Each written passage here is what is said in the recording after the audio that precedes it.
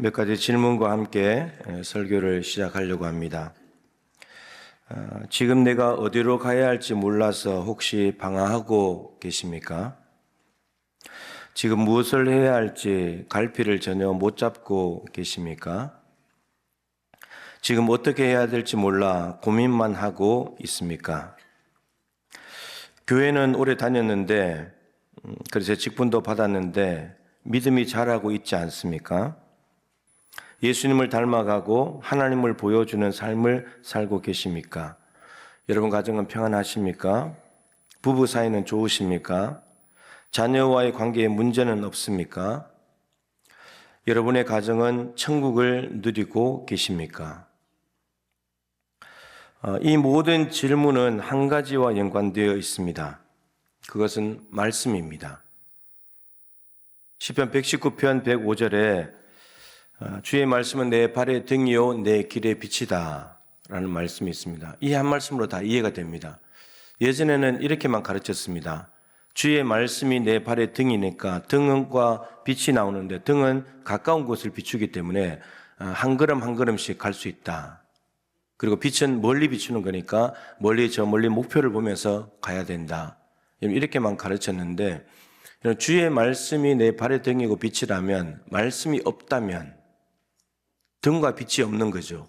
그럼 어둠입니다. 어둠 속에서 우리가 무엇을 할 수 있겠습니까? 칠흑 같은 어둠 속에서 무엇을 할 수 있겠습니까? 어디로 가야 될지, 무엇을 해야 될지 어떻게 하겠습니까?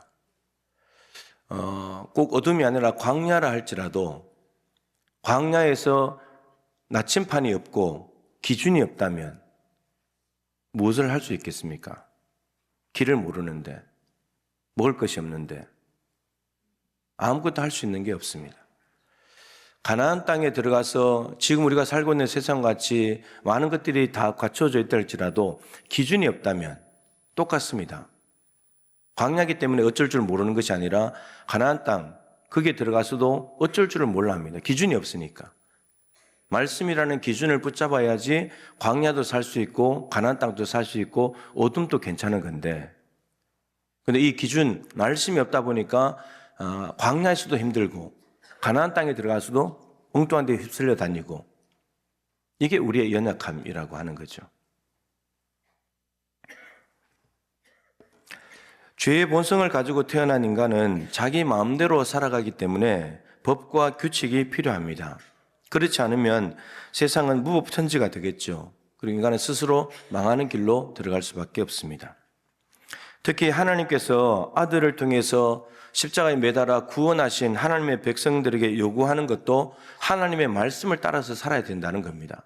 구원받았으니까 이제 법도 필요 없다, 네가 알아서 살아라가 아니라 여전히 말씀을 붙들고 살아야만 하나님의 백성다운 삶을 살아갈 수 있다라고 하는 겁니다.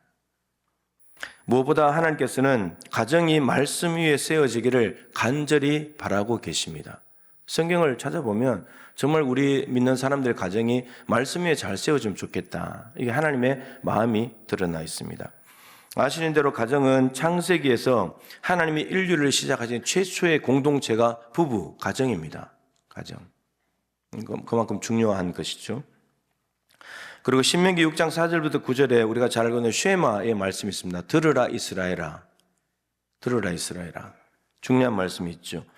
그 말씀은 이스라엘이라는 나라가 계속해서 존립할 수 있는가, 그것에 대한 귀한 말씀입니다. 이스라엘 나라가 계속해서 존립할 수 있는 근거가 무엇이냐면 가정이라고 말합니다. 가정이 세워져야 나라가 설 수 있다는 거죠. 가정이 무너지면 나라가 무너진다는 겁니다. 그 말씀은 이렇게 되어 있죠.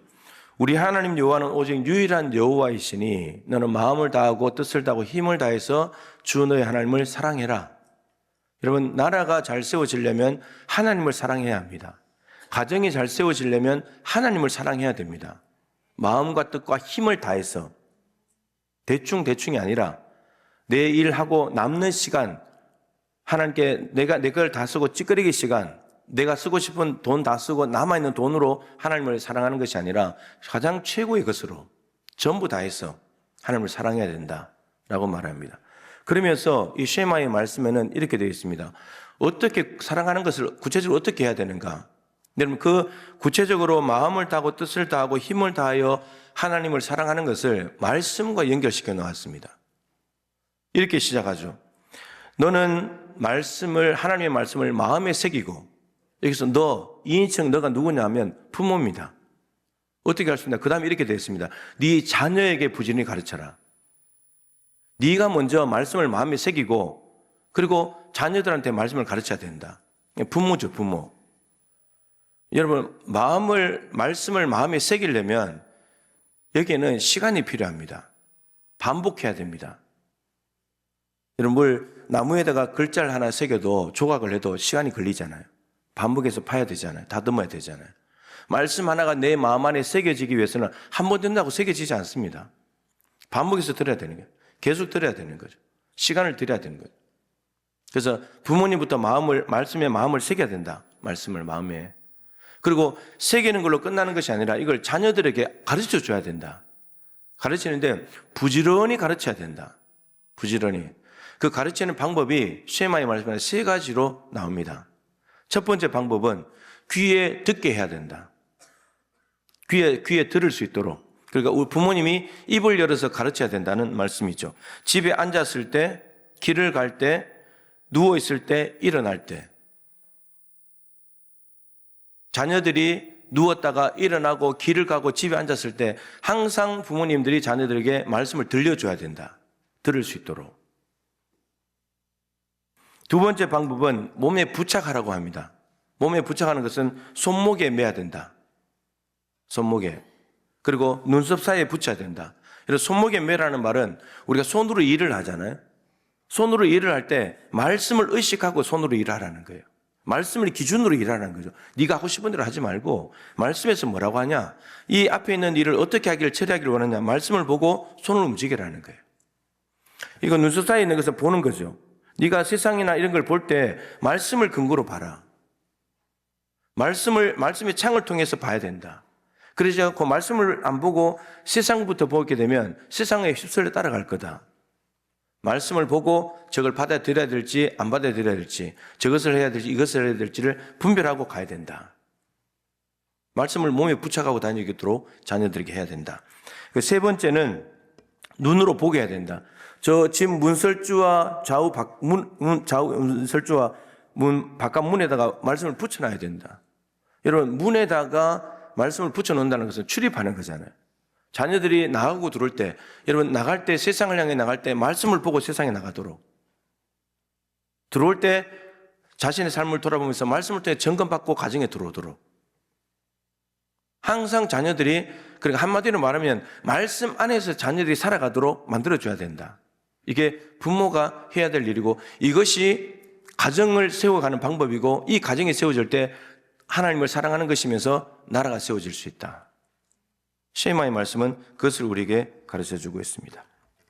부모의 사명이죠. 몸의 베이드로, 삶의 베이드로 만들어주는 것이 부모의 사명이자 책임이다 라는 겁니다. 이 사명과 책임을 다할 때 자녀들이 말씀 안에서 세상을 이기게 될 것입니다. 가정이 든든하게 세워지게 될 것입니다. 이스라엘 나라가 건강하게 설 수 있게 되는 거죠. 하나님께서 한 사람이 한 가정을 세우도록, 한 가정이 한 나라가 서는데 중요한 역할을 하도록 만들어 놓으신 방법이 뭐냐? 말씀이다 라는 겁니다.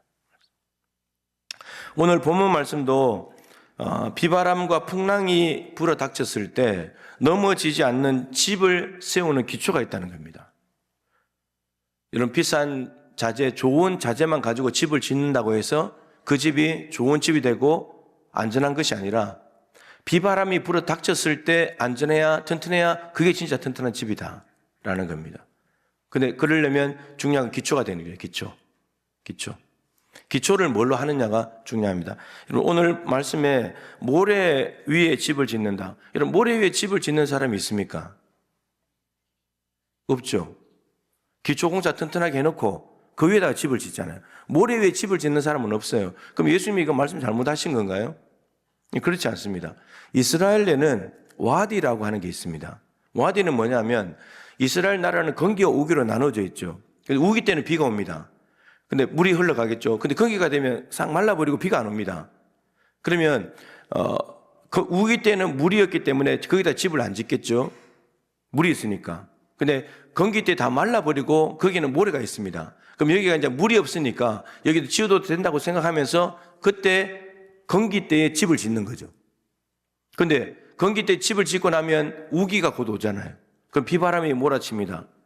그러면 어떻게 되겠습니까? 무너지는 거죠.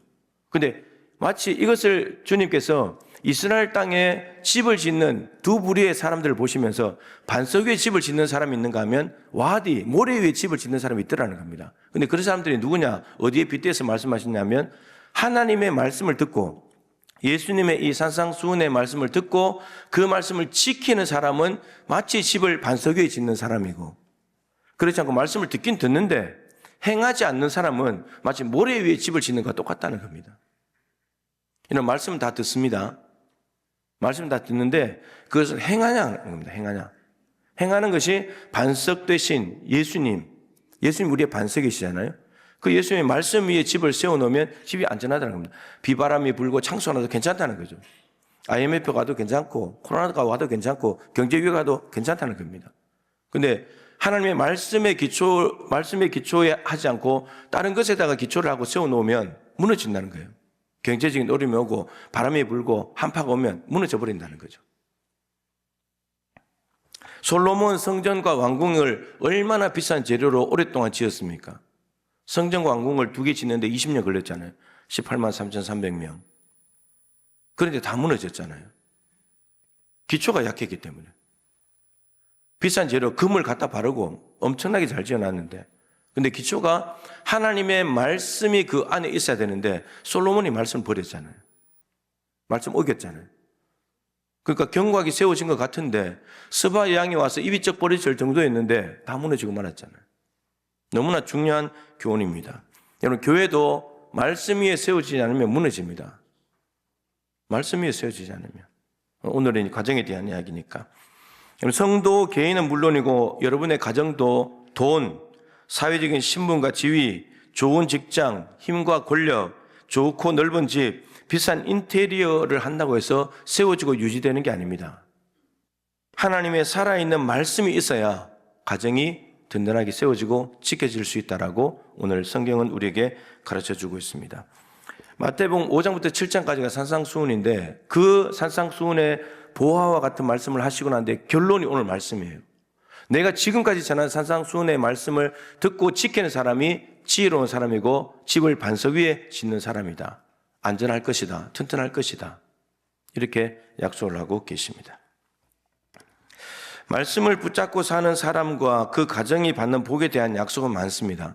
아까 제가 시편 128편 1절부터 6절 말씀을 예배로 부르며 읽었습니다. 하나님을 경외하면서 그 길을 걷는 자마다 복이 있다.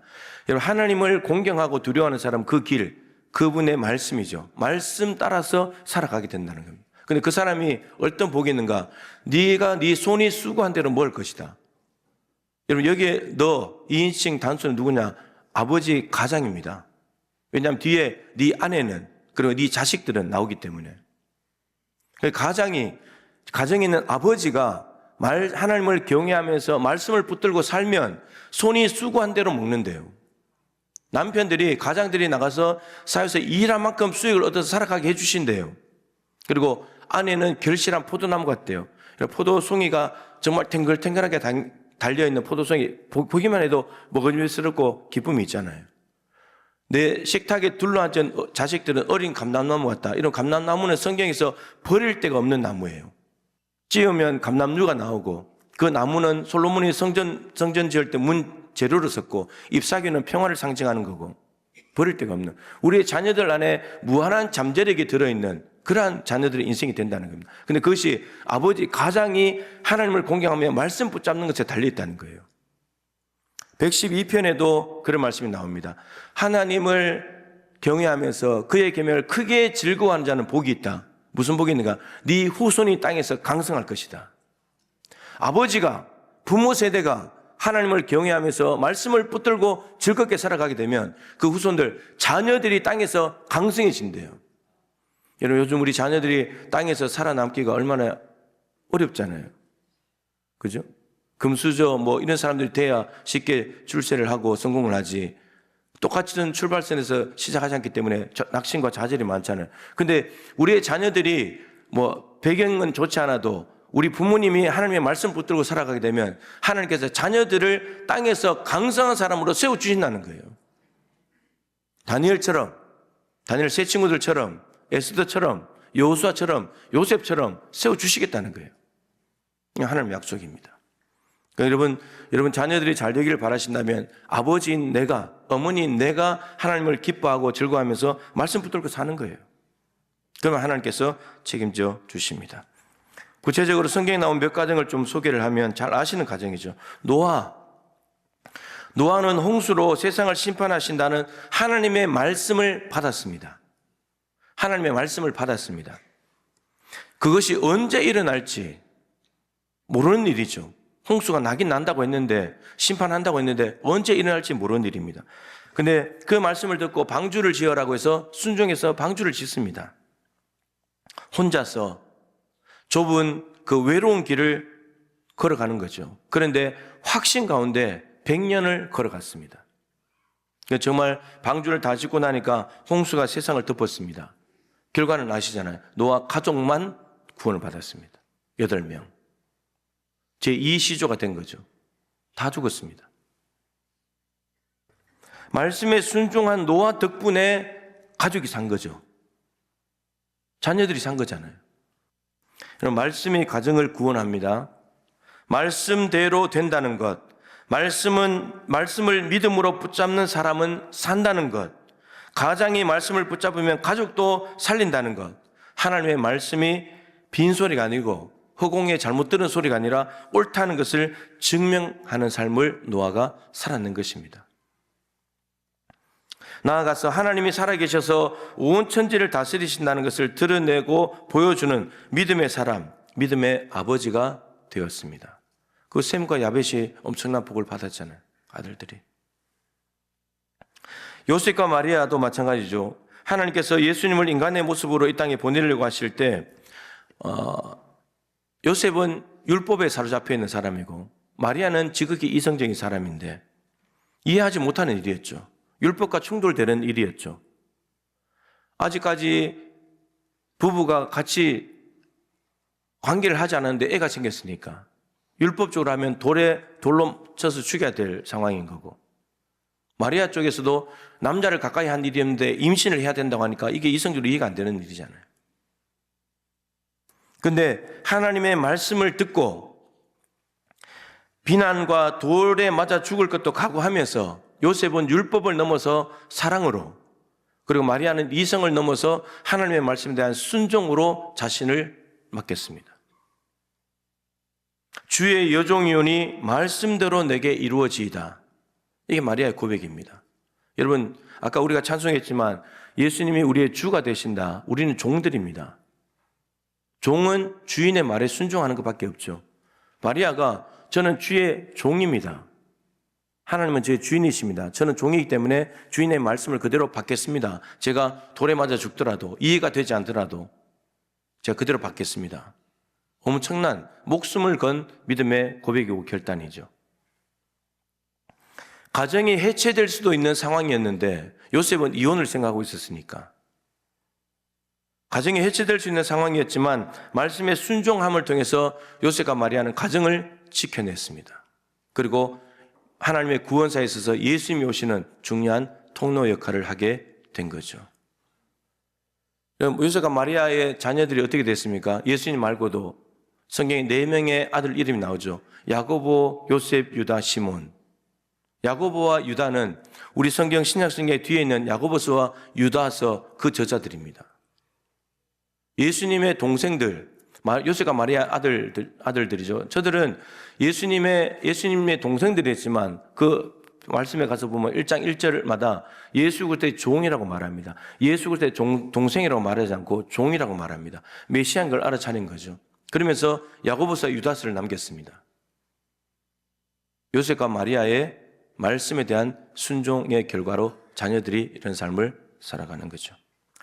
말씀을 마치도록 하죠. 아버지와 가장들에게 묻습니다. 여러분에게는 말씀이 있습니까? 말씀을 읽고 듣고 암송하고 묵상하십니까? 여러분, 주일 예배만으로는 안 됩니다. 2, 3일 지나면 다 잊어버리는데. 내일 되면 여러분들이 오늘 내가 어제 무슨 말씀 들을지 그것도 기억 못 할 텐데. 다 잊어버립니다. 아버지와 가장이 말씀에 굳건하게 서야 자녀들이 흔들리지 않습니다. 자녀들이 엇나가는 것은 우리 때문입니다. 우리가 말씀대로 서지 못하기 때문에. 두 번째 묻습니다. 말씀이 성육화된 삶이 있습니까? 순종이 있고 행함이 있고 충성이 있고 섬김이 있습니까? 여러분, 내가 직접 살지 않는 것은 남지 않습니다. 행함이 없는 믿음은 남아있지 않듯이 말입니다. 하나님의 말씀을 무시하고 불순종하며 심지어 반역한 사람과 그 가정이 어떻게 되었는지 여러분, 결과를 주목하고 우리는 기억해야 됩니다. 최초의 인류인 아담과 하와가 말씀을 무시하고 살았습니다. 어떻게 됐습니까? 서로 책임 전가하고 저주받고 자녀들이 살인을 하고 이런 일이 벌어졌습니다. 고라, 모세와 아론, 모세에게 대적했다가 어떻게 됐습니까? 땅이 갈라져서 가족들이 다 죽었습니다. 아간, 여리고성에 전리품 하나 훔쳤다가 가족들이 다 돌맞아 죽었습니다. 자녀들이 무슨 잘못이 있어서? 부모가 말씀대로 안 사니까 그런 거죠. 솔로몬 때 나라가 쪼개졌습니다. 사울, 하나님의 말씀 무시하고 마음대로 살다가 자신 아들과 함께 전쟁터에서 죽고 그 가정은 황폐하게 돼버렸죠.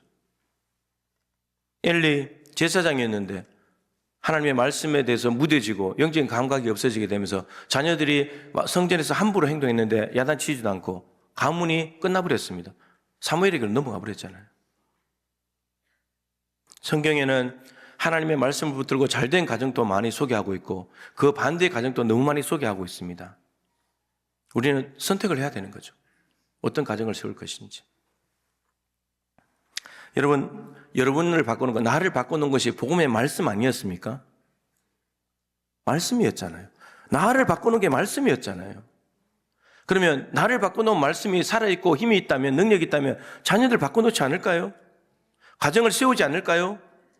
세상의 지식들이 가정을 세우겠습니까? AI가 무슨 가정을 세우겠습니까? 말씀, 살아있는 말씀이 가정을 세우는 거죠. 하나님은 지금도 말씀하고 계시고 그 말씀 위에 두려워 떠는 사람을 기뻐하시고 그 사람의 가정을 든든히 세우기를 원하십니다. 하나님의 말씀이 살아 움직이는 건강한 가정이 되실 수 있기를 주님의 이름으로 축복합니다.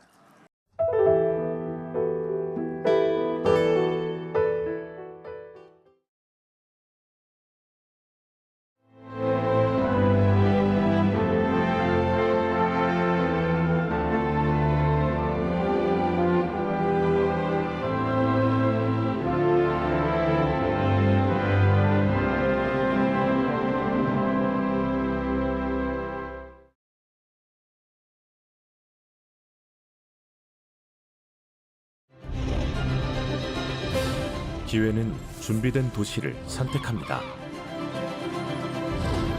대지엔 바이오, 반도체, 도심엔 문화, 하늘엔 우주. 대한민국 미래 산업의 새로운 가능성을 열어가는 곳. 격이 다른 도시, 순천입니다.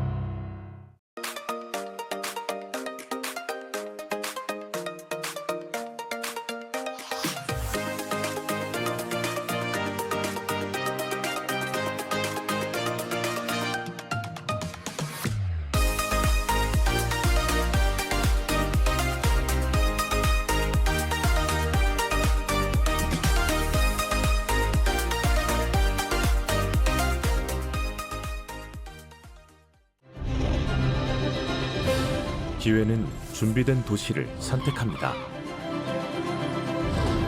대지엔 바이오, 반도체, 도심엔 문화, 하늘엔 우주.